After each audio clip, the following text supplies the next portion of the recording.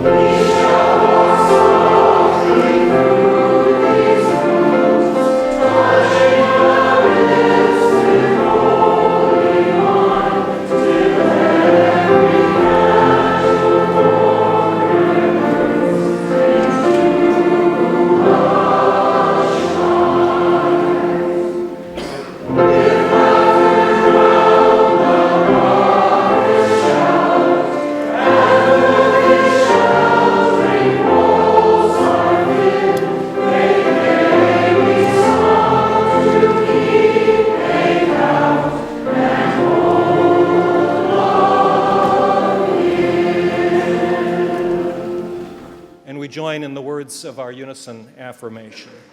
Love is the spirit of this church, and service is its law.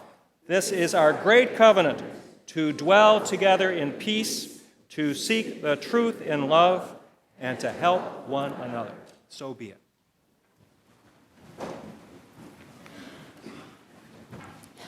Good morning. There's a lot of people. You all may not have stayed up so late because of the haunted house. Raise your hand if you came to the amazing haunted house.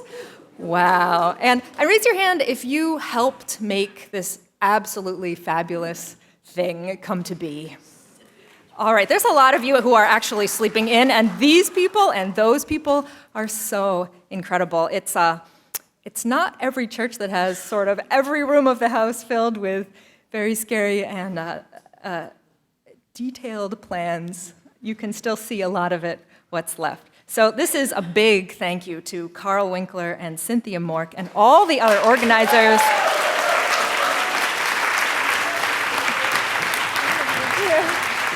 Carl, where's Carl? Carl, where the heck are you, Carl?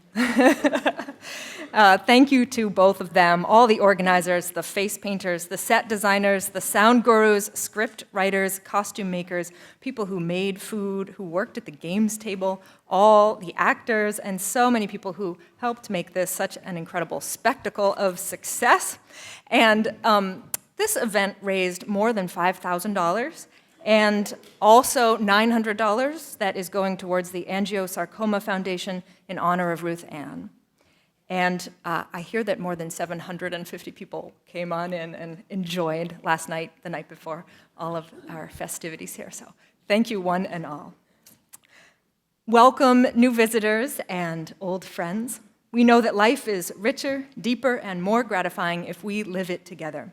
And so we celebrate the many diversities among us: age, race, class, gender identity, differing abilities, sexual orientation, religious and political beliefs. No matter what is working or not working in your life, we're glad you're here. We are a Unitarian Universalist congregation, which means we are united by shared values rather than creed. We gather to celebrate life, empower people, care for one another, and build a better world. Welcome, everyone, and welcome also to those who might be joining on TV or podcast somewhere out there in the wider community. Next week here in church, we're going to continue with our Halloween theme. We have a member of the Bedford Interfaith Clergy Association, Reverend Tracy Claudio, who is a high priestess from the Cabot Kent Hermitic Temple in Salem. She's really interesting and very interesting and has a lot of spark to her. I really do hope you'll come and hear what she has to say. If you're with us for the first time this morning, you can fill out a little blue connection card. It's in the pews. If you're thinking about making this place your spiritual home, you can ask Josh, me, about the membership book and what it means to become a member here. We're going to have a new member ceremony on Thanksgiving, the Sunday service before Thanksgiving. If you would like to find out a little bit more about what it means to be UU, how it comes about that you get more plugged into the moving train of this haunted house community, you can come to a UU and U class. The first one is this Wednesday at 7:30. It's about an hour. Another time is on Sunday, November 15th after church. And it's a chance to meet with the ministers. Some folks from the membership committee come, and it's just a chance to go at your own speed and learn about us and tell us about you. What's your journey been up to this point? Following the service, please join us for Community Hour. You can find two places where that's happening: through these doors to the common room, and also upstairs in the... Dorothy is shaking her head. Good thing we have people in the... It's full of zombies. No, forget it. That's not... So usually it happens up there, but we have zombies in the balcony. That's good. We will have a service discussion up here on the chancel. If you're interested in all that happens during the service and want to talk to others about what it stirred up for you, we'll put chairs in a circle and talk to each other about it. You can find some announcements in the back of your order of service and some upcoming events in the front of your order of service. One thing that didn't make it in is that the Climate Justice Group will be holding a question and answer session today upstairs in 202, and this is to talk about the resolution, the climate resolution that's coming before the annual meeting, which is on November 8th, and there will be pizza. That is all the announcements, and now we have a time for all ages. Welcome, one and all. Good morning. I wasn't able to see from this front how many people came to the haunted house. So could you raise your hands again just so I can see? Woo! And there were a lot of little people that were at the haunted house. And some of them thought they were brave enough to come at night and were terribly frightened at different points in the haunted house. I believe it was the seance, the dark room, that really... So if the seance really frightened you, raise your hand. Big people.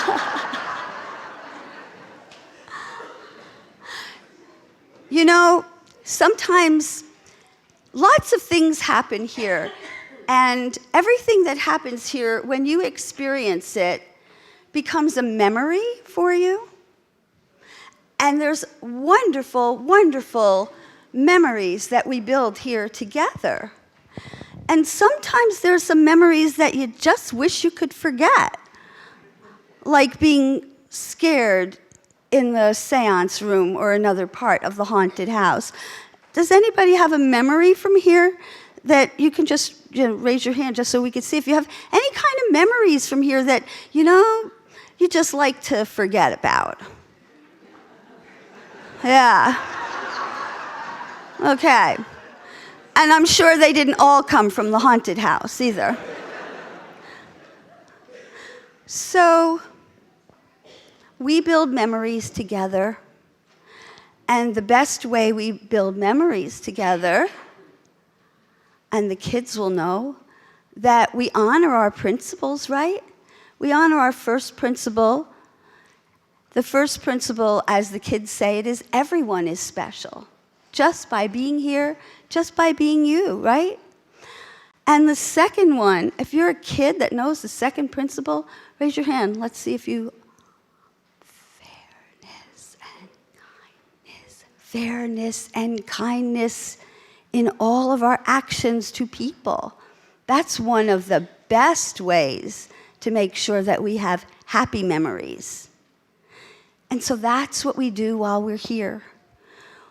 We live our UU principles to the best that we can, the best possible ways that we can.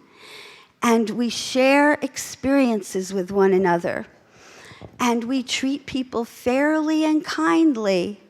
And that way everybody has wonderful memories of all their time that they spend here together in our First Parish in Bedford community.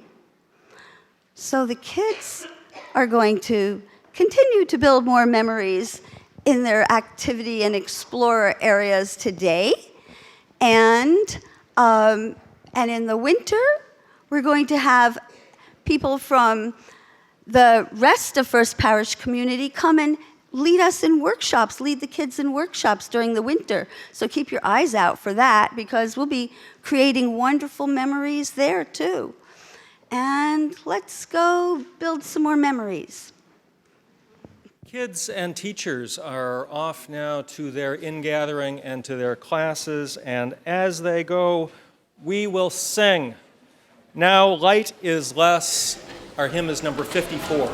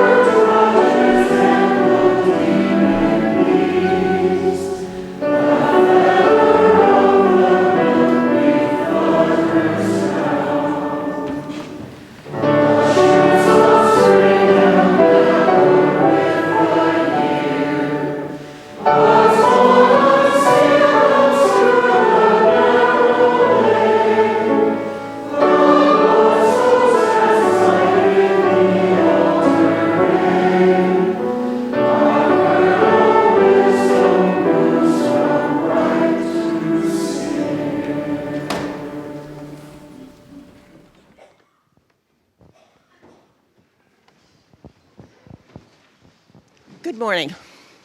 I'm Mercedes Kane. I'm a member of the Lay Pastoral Care Team. I'm here to invite you to come light a candle of joy or concern. Please try to be brief, and I will be at the candle stand after the service if you'd like to light a silent candle. And I light this last candle for all of our thoughts that we hold in our heart. Thank you.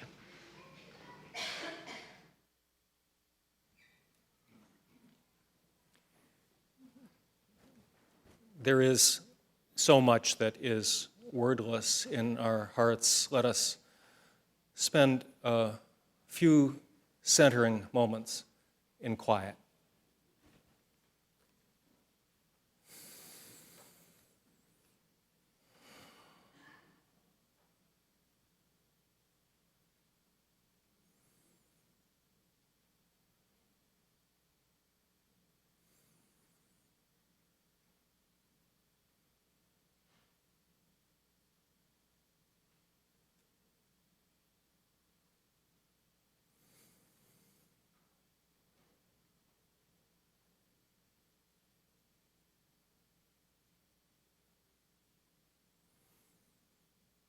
Amen.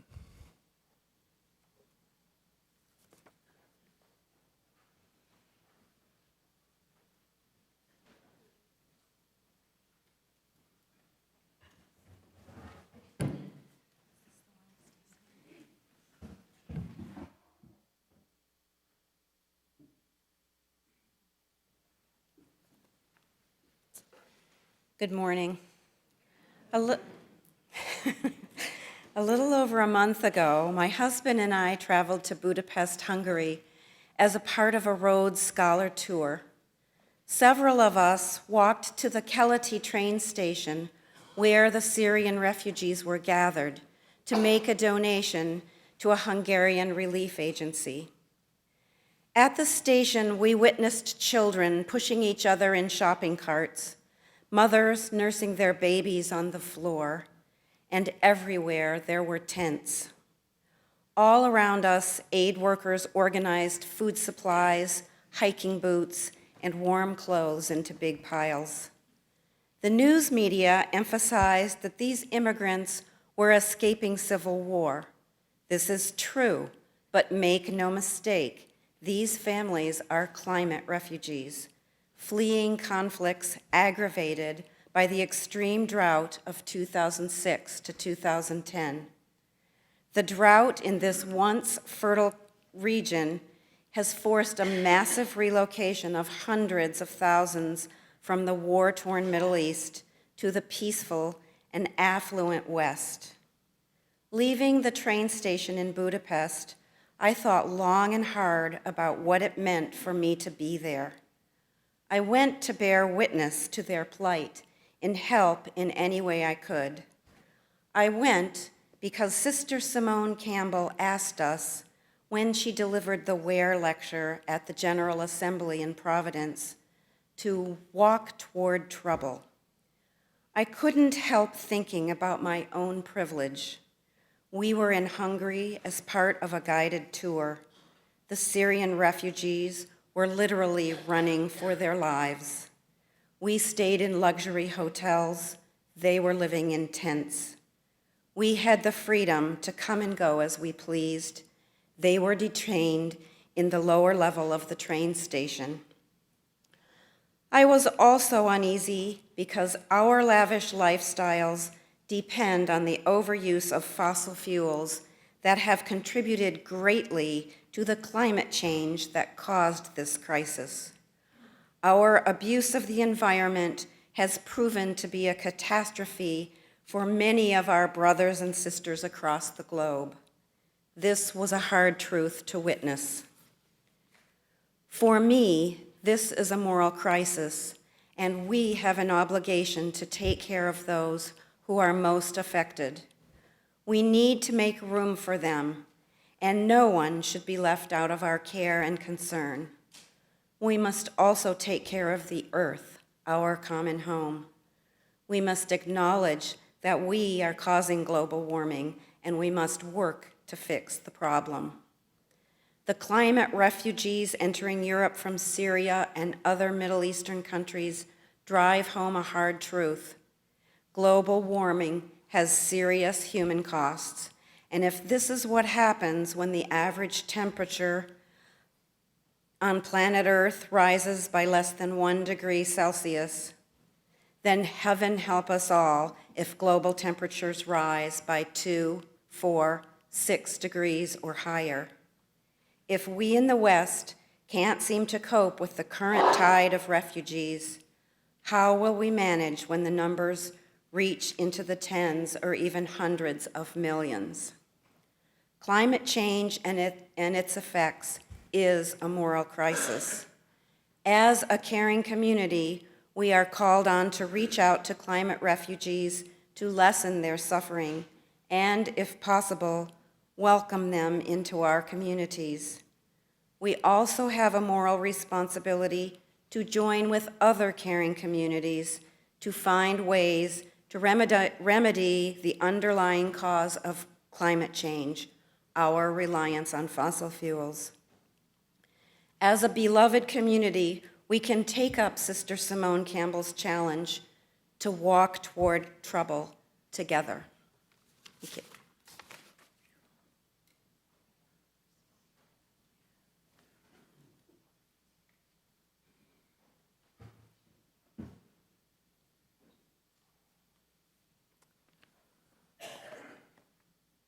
Freely we have received, freely give. For the good work of this congregation within and far, far beyond these walls, our offering will now gratefully be received.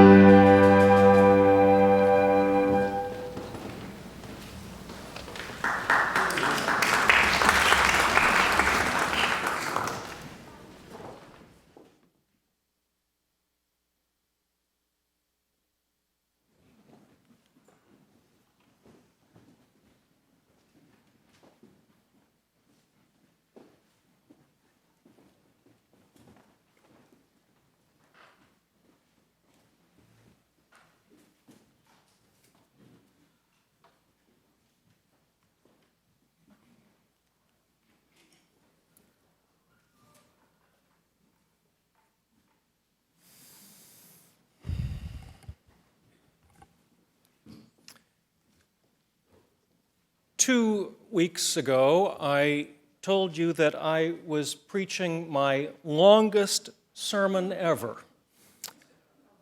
Little did I know that I'd break my record so soon thereafter.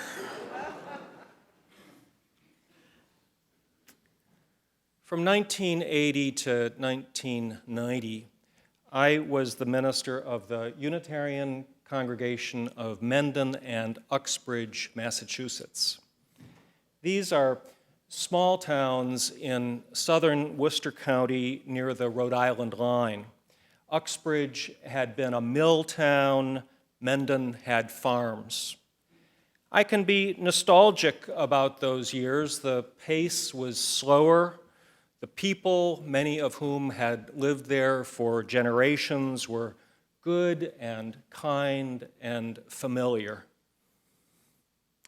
My office was in the Mendon church. Most days at noon, I walked down the street to Mendon Center, a simple crossroads with adjacent post office, police station, a minuscule library, Danny's variety store. If we don't have it, you probably don't need it. And the Lowell Insurance Agency.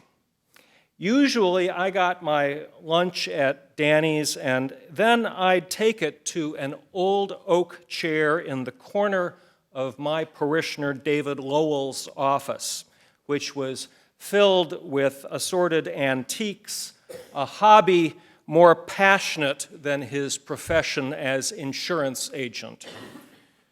Noontimes, we'd be joined by the postmaster, the furniture refinisher, other townspeople and parishioners, and over hot dogs and beans, we would solve all the world's problems. At lunchtime on Friday, December 9, 1988, David was behind his desk. Gary, the furniture refinisher, sat nearby, and I was in my corner chair next to the window by the outside sidewalk. At 12:45 p.m., there erupted a volley of gunshots. The three of us dove to the floor. When we got up, we saw that a Pontiac station wagon heading north had slammed into a utility pole perhaps 50 feet from us.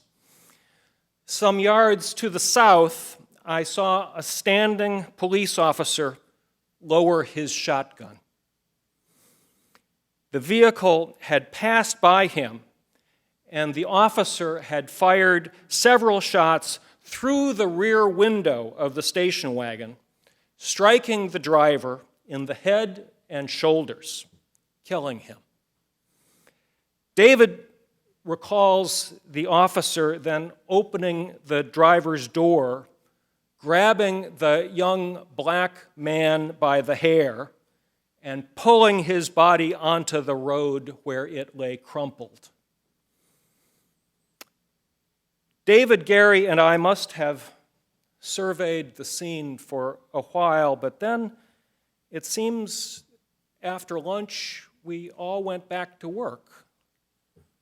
Surely we talked about what had happened, but life went on for us, seemingly unaffected. 2 days later, I preached a sermon titled Letting Go, about holiday expectations, I think, with not a mention of that Friday's horror, and I must have taken my own advice, for I largely let go of my memory of that day. It was in the newspapers. The dead black man was 23-year-old Mark Murray. He and two white teenage accomplices had been caught breaking into a house in the nearby town of Blackstone. They had a microwave and a VCR. Confronted by Blackstone police, the two white kids fled on foot. Mark Murray got into their stolen car, backed into a police cruiser and made his escape toward Mendon. In the confusion, an officer either slipped or was bumped to the ground, and then with his service revolver managed to fire several shots into the car, none of which hit Murray. On their police radios, two white police officers in Mendon, Matthew Mantoni and Ernest Horn, heard "Officer down" and shots fired. They grabbed two shotguns and waited for the fleeing Murray to drive the 6 miles north from Blackstone to Mendon. Just before the town center, standing in the road, Horn tried to stop Murray, but Murray kept going. And then, in the center of town, 50 feet from where I sat, Murray passed Mantoni, and it was then that Mantoni fired 3 rounds from his shotgun. Seized in evidence was the Atlanta Falcons baseball cap Murray wore, holes shot through its back. Murray was unarmed. Mantoni and Horn were praised by their superiors, but suspended routinely, pending the DA's inquest 6 months later.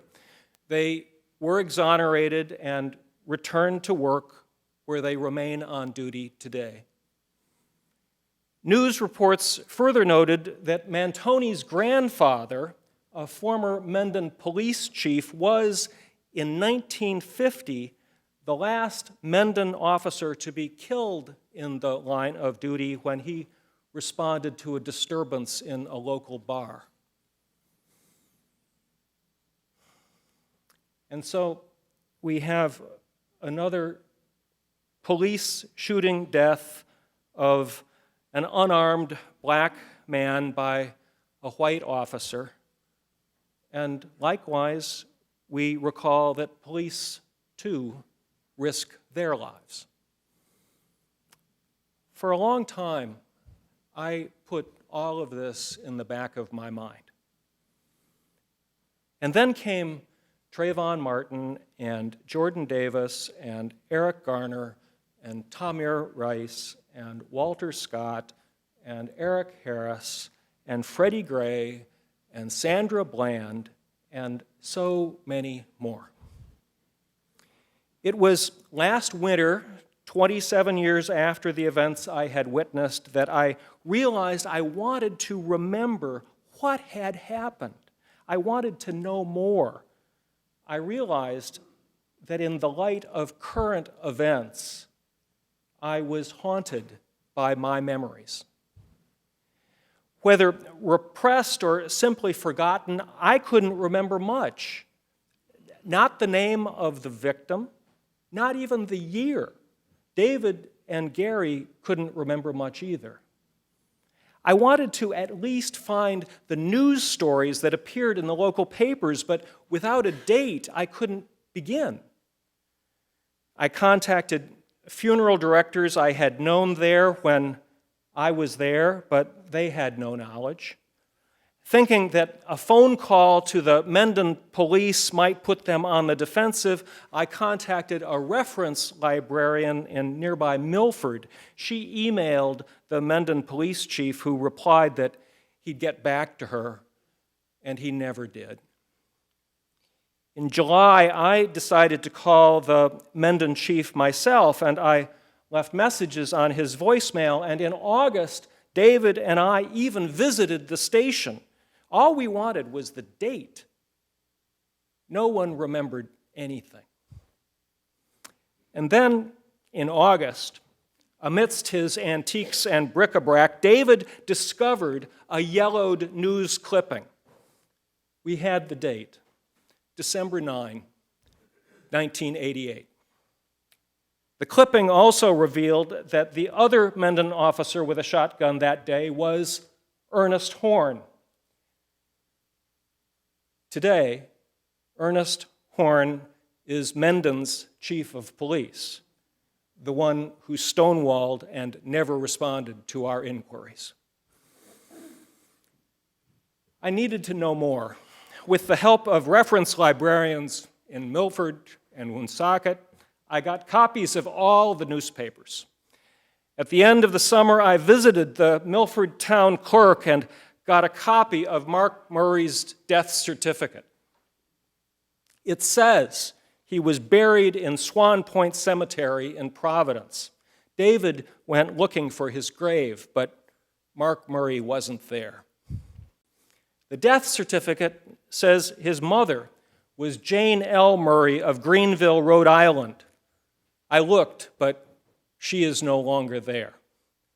I searched the internet. I made phone calls, and I sent emails to a lot of Jane Murrays, none of whom was Mark's mother. And then a cluster of leads led me to Jane Murray Robertson in Raleigh, North Carolina.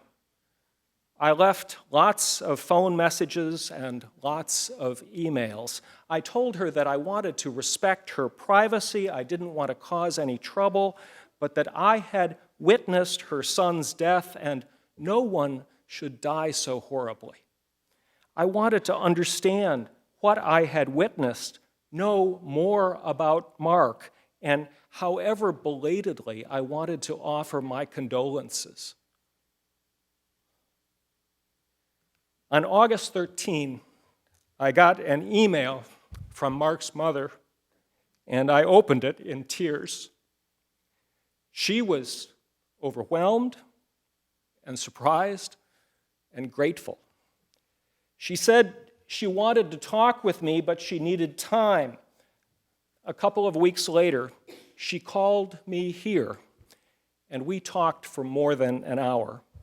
She had prayed for the courage to talk with me. Her pastor told her, God repels all fears.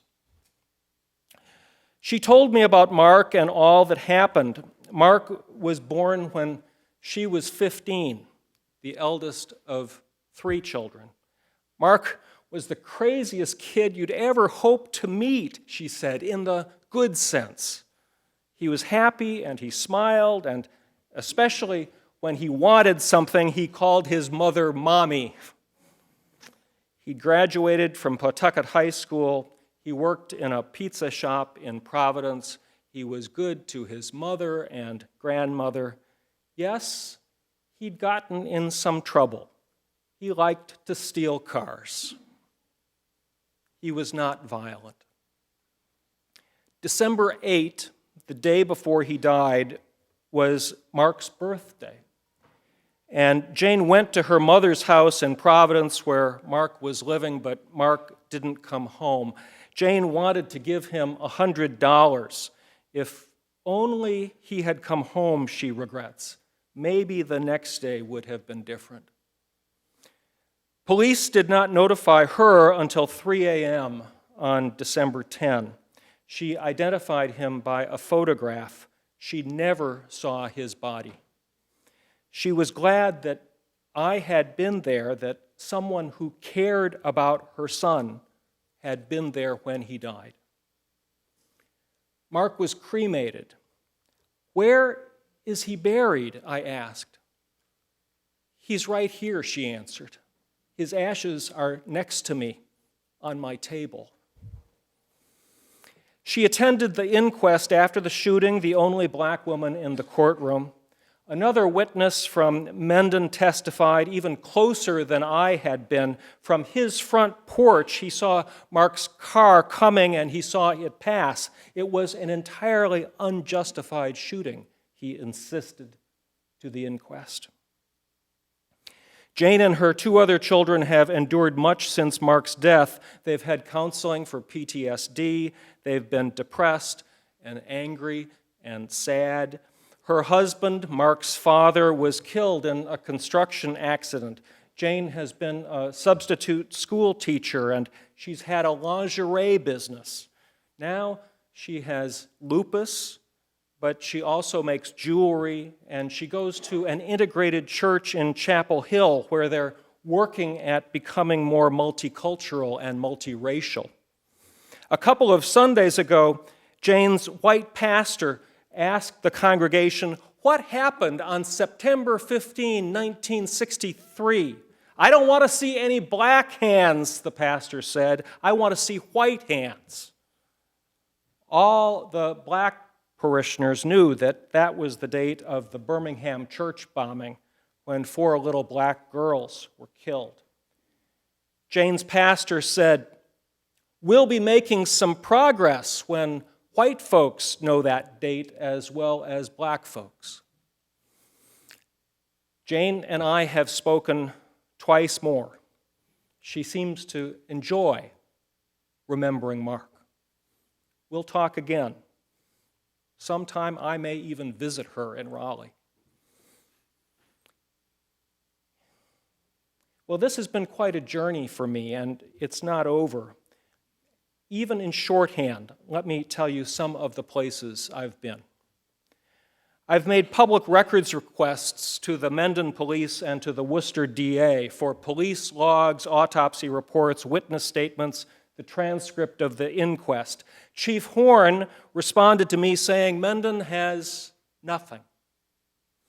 The DA has given me the bare bones of the state police account, but I will be requesting more. I have learned that Massachusetts has some of the weakest public records laws in the nation. I've pondered what might have been going on for Mark Murray. He was by no means an innocent, but I don't think he deserved to die.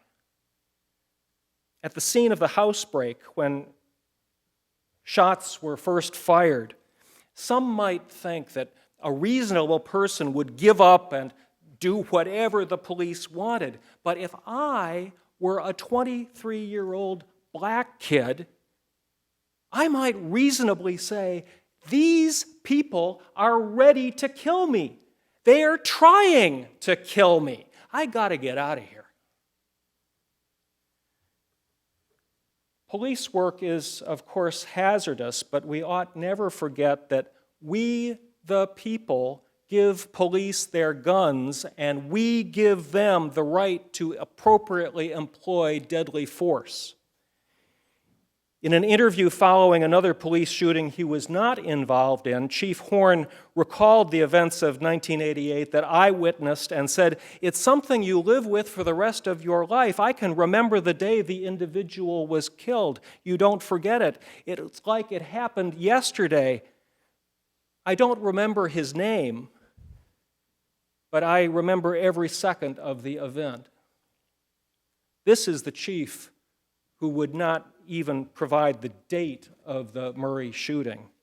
And if an officer must use deadly force, I'd really want them to remember the name of the person they killed.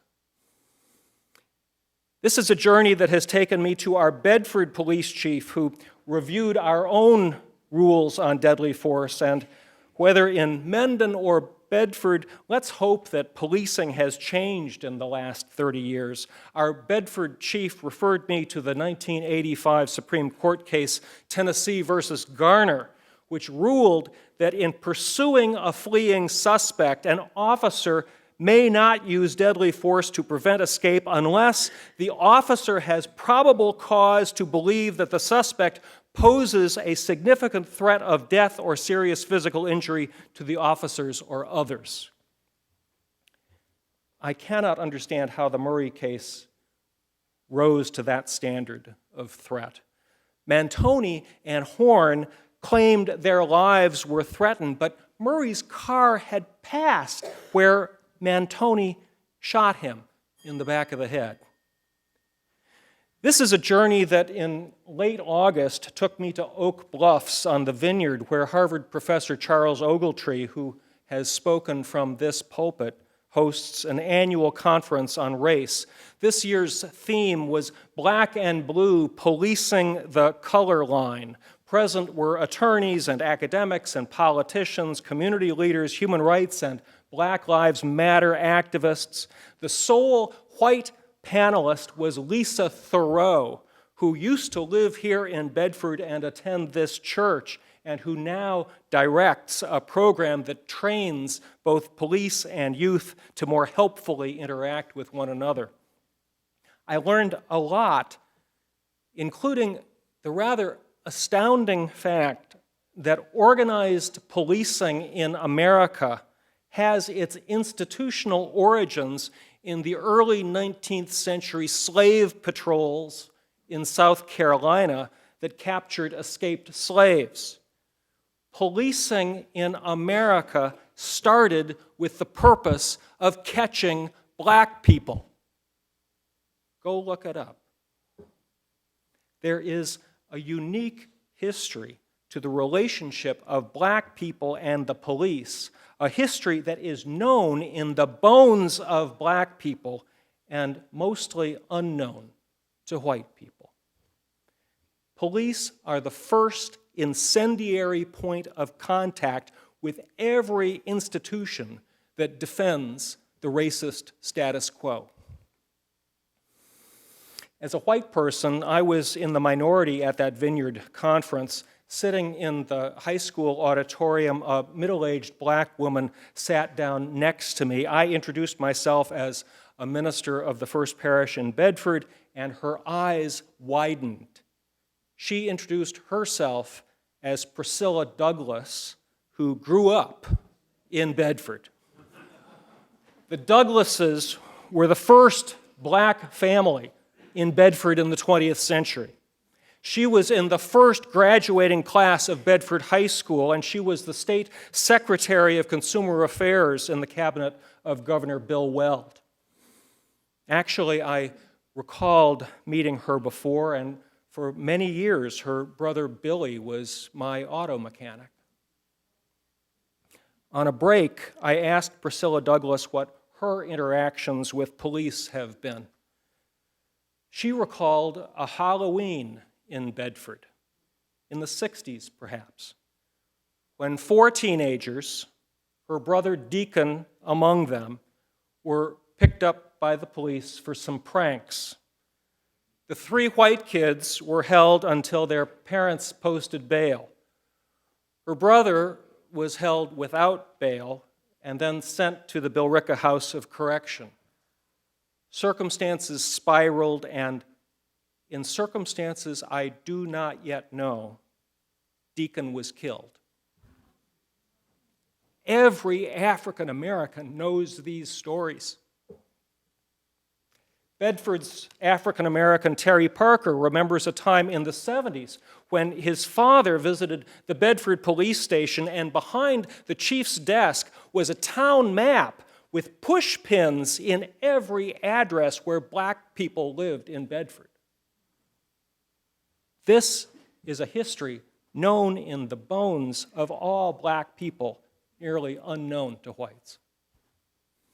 My journey with the memory of Mark Murray has introduced me to Roxbury journalist and community activist Jamal Crawford, who maintains a website called Blackstonian.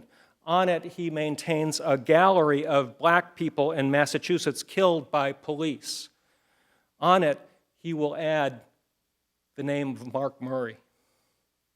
Eager to talk with me, Crawford said, "Every black person knows someone who has been killed. This isn't news to us.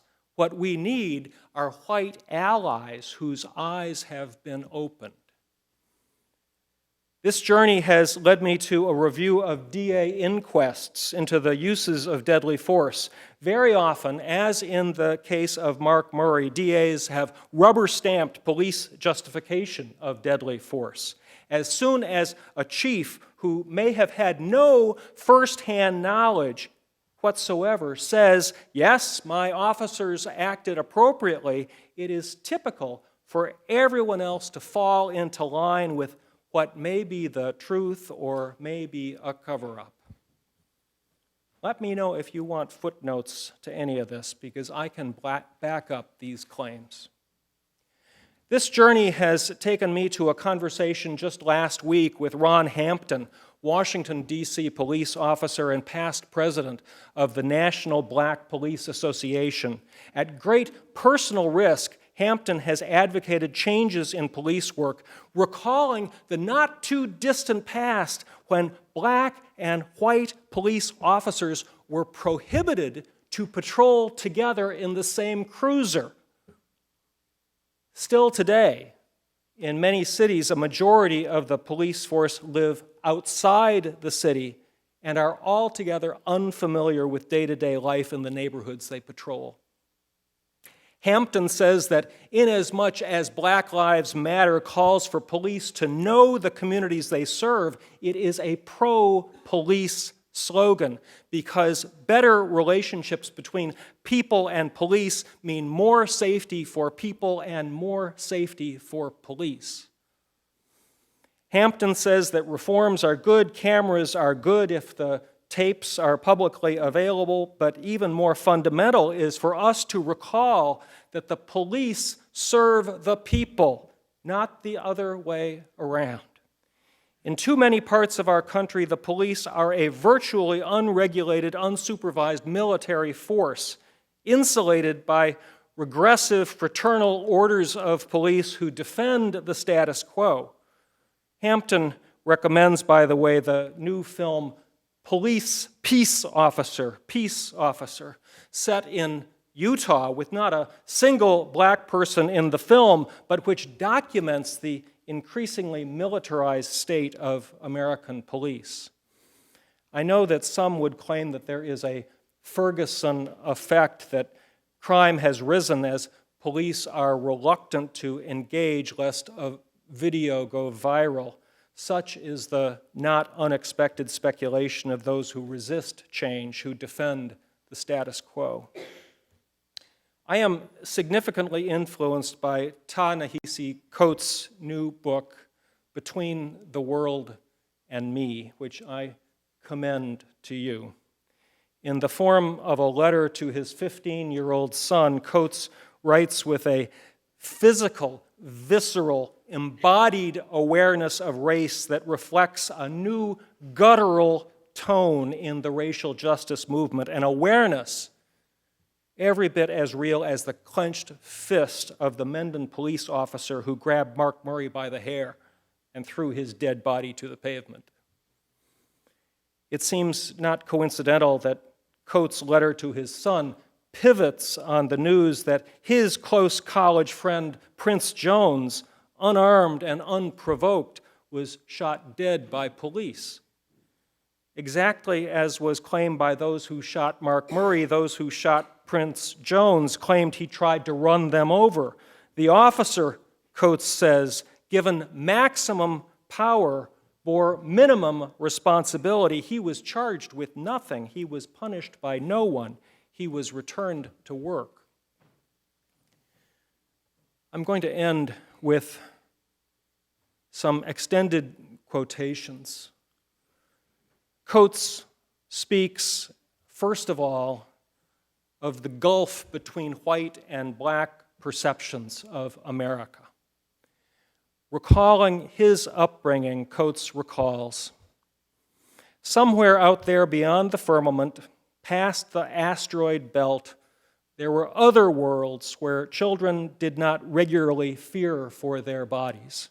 I knew this because there was a large television resting in my living room. In the evenings, I would sit before this television bearing witness to the dispatches from this other world. There were little white boys with complete collections of football cards, and their only want was a popular girlfriend. And their only worry was poison oak. That other world was suburban and endless, organized around pot roasts, blueberry pies, fireworks, ice cream sundaes, immaculate bathrooms, and small toy trucks that were loosed in the wooded backyards with streams and glens. Comparing these dispatches with the facts of my native world, I came to understand that my country was a galaxy, and this galaxy stretched from the pandemonium of West Baltimore to the happy hunting grounds of Mr. Belvedere. I knew that my portion of the American galaxy, whose bodies were enslaved by a tenacious gravity, was black, and that the other liberated portion was not. Waking up white, it is vital to know that our experience of the American galaxy is vastly different than experienced by so many others. Coates continues. At this moment, the phrase police reform has come into vogue, and the actions of our publicly appointed guardians have attracted attention, presidential and pedestrian. You may have heard the talk of diversity, sensitivity training, and body cameras. These are fine and applicable, but they understate the task and allow the citizens of this country to pretend that there is real distance between their own attitudes and those of the ones appointed to protect them. The truth is that the police reflect America in all of its will and fear. And whatever we might make of this country's criminal justice policy, it cannot be said that it was imposed by a repressive minority. The abuses that have followed from these policies, the sprawling carceral state, the random detention of black people, the torture of suspects, are the product of democratic will. And so to challenge the police is to challenge the American people who send them into the ghettos armed with the same self-generated fears that compelled the people who think they are white to flee the cities and into the dream. The problem with the police is not that they are fascist pigs, but that our country is ruled by majoritarian pigs.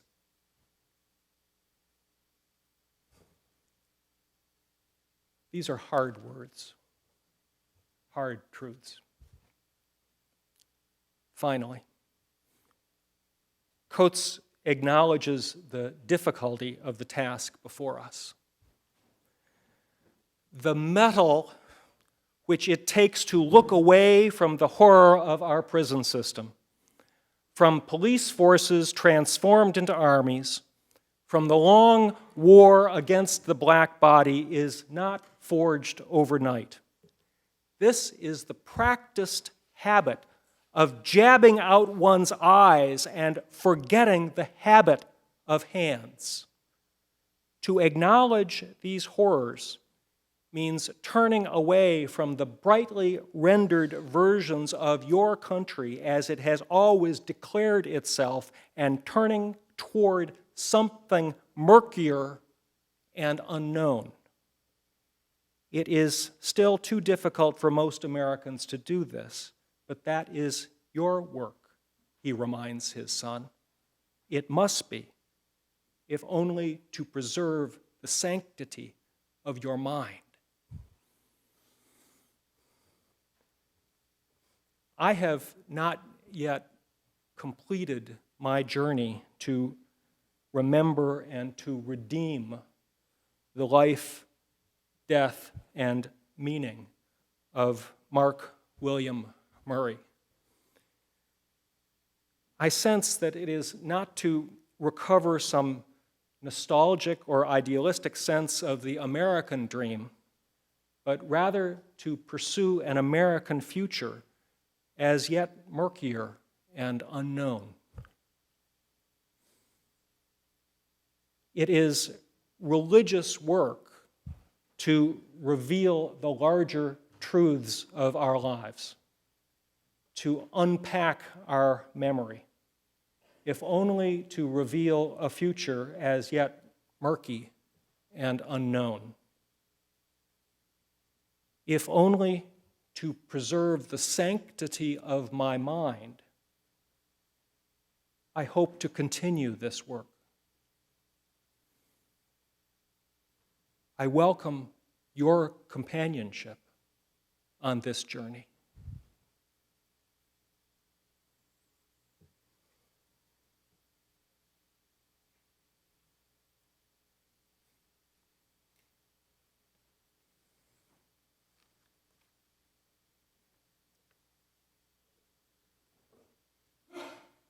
Abide with me, number 101.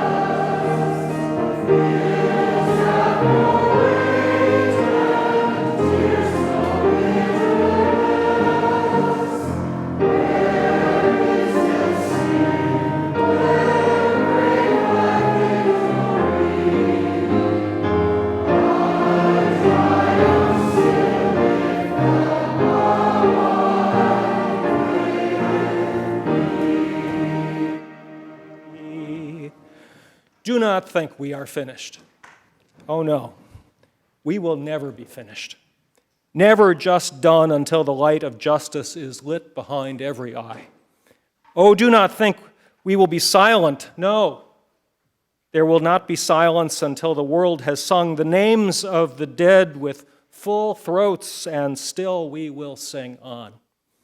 Do not think fear is the end of us. Oh, if you are broken in mind and heart, if you even imagine that our fear for our lives is the end of this story, we are braver than you have ever conceived, and you will not be the end of us.